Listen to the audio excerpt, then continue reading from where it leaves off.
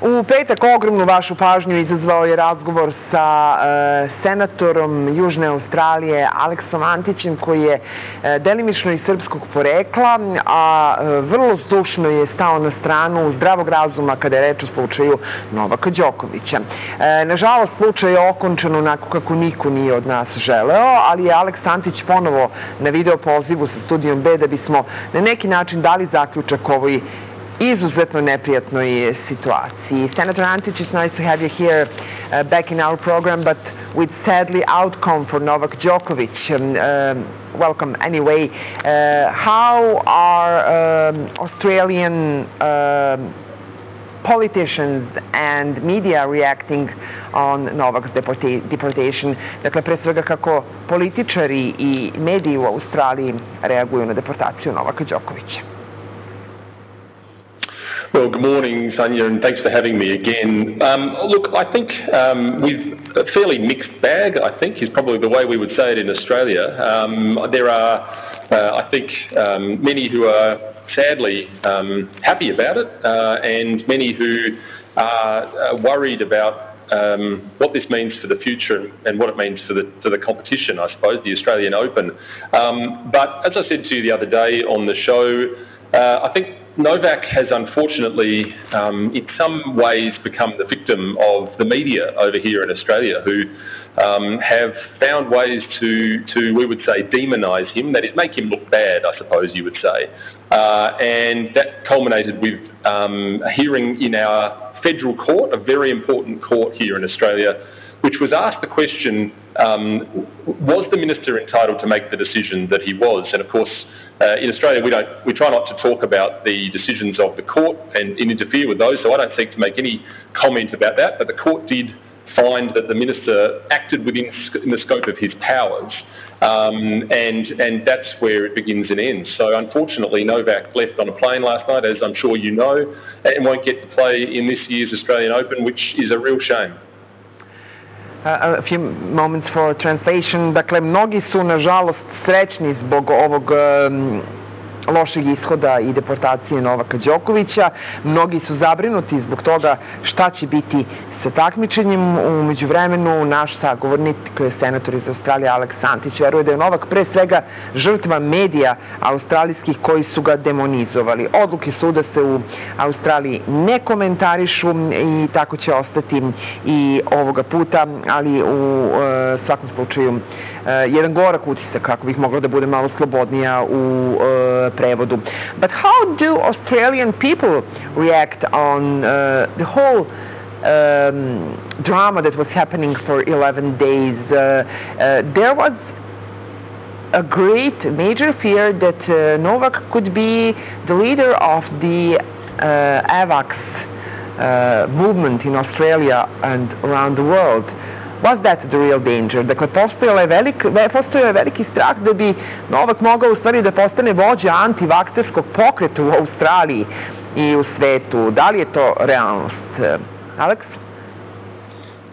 Well, look, I think that was the grounds upon which the minister cancelled his visa. Ultimately, we discovered that after we spoke, and it was cancelled on the grounds of our Migration Act, on what they call the health and good order grounds, which can really mean anything. But it would seem that the minister's fear was that Novak would become a standard bearer, if you like, for an anti-vax movement. Now, you know, I had written to the minister personally prior to that to say I didn't think, on my personal view, that Novak was of any threat of any nature to the Australian people. He didn't come to Australia to promote political means. He came to play in a tennis tournament, and he was allowed through under our rules as they stood at the time.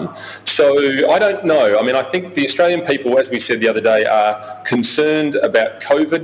We have unfortunately, I think through our media and some other outlets, have created an unnecessary state of fear in this country, and I think Novak unfortunately bore the brunt of that, which, as I said, is very, very sad and unfortunate.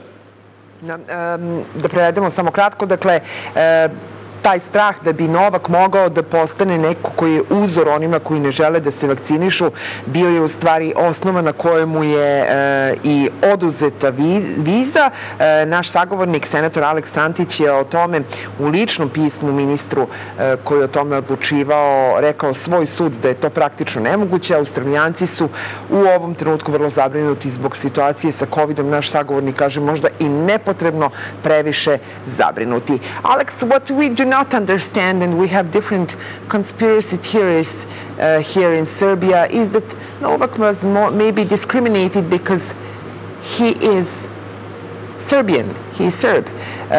Was that anything that had any kind of influence of the decision at any moment? Dakle, mi ovde se plašimo da je on loše tretiran zato što je Srbin. Da li je to bio odlučujući faktor u bilo kom trenutku? Reasonably, Alex.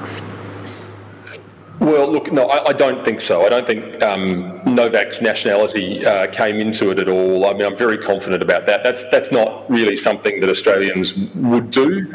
Australians are warm, genuine people, and I think across the last 15 years or so have really enjoyed watching Novak play here. But unfortunately, in the last 2 years, Australians have been forced in some instances lies from our media about the things that are going on around them with COVID, and I think Novak, unfortunately, because of his reluctance to talk about his vaccination status, became almost a bit of a lightning rod for the media to turn on him. So, look, no, I really don't think this had anything to do with being Serbian. It's really, really sad. I mean, we've heard today, it's said in our media that whoever comes first now in the tournament will ultimately be the runner-up, because we all think that Novak probably would have won, and it's a shame that we don't get to see him play. I think the whole world wanted to see him play. Krenut ćemo od kraja. Dakle, Alex Antic, senator, kaže da je činjenica da kogod da osvoji turnir u Australiji, on će u stvari biti nešto kao prva pratilja na izboru za mis, zbog toga što svi znaju da bi najverovatnije Novak osvojio turnir. Također, naš sagovornik ne veruje da je Novakova srpska nacionalnost ikada bila faktor u odlučivanju, jer su Australijanci i sami različitih nacionalnosti istinski veoma topli ljudi, ali nažalost u velikoj psihozi i problemu već 2 godine i izolaciji zbog korone. Na kraju, voljela bih samo da čujemo šta sad biva dalje. Dakle, mi ovde sada doživljavamo, sudeći po svim komentarima, čak i naših političara, Australiju kao neprijateljsku zemlju. To je vrlo nezgodna pozicija za Srbe, pa i naših sagovornika koji su u Australiji. Kakva je poruka u stvari iz Australije u ovom trenutku i kako ćemo ponovo izgraditi te prijateljske odnose? So, Alex, here there is this public narrative which goes very far in forcing our Serbian people to hate Australia and Australians and anything that comes from Australia. That is not, I believe, a good path for the future. Not that we are neighbors, but certainly there are so many people which are connected to both Serbia and Australia, yourself too.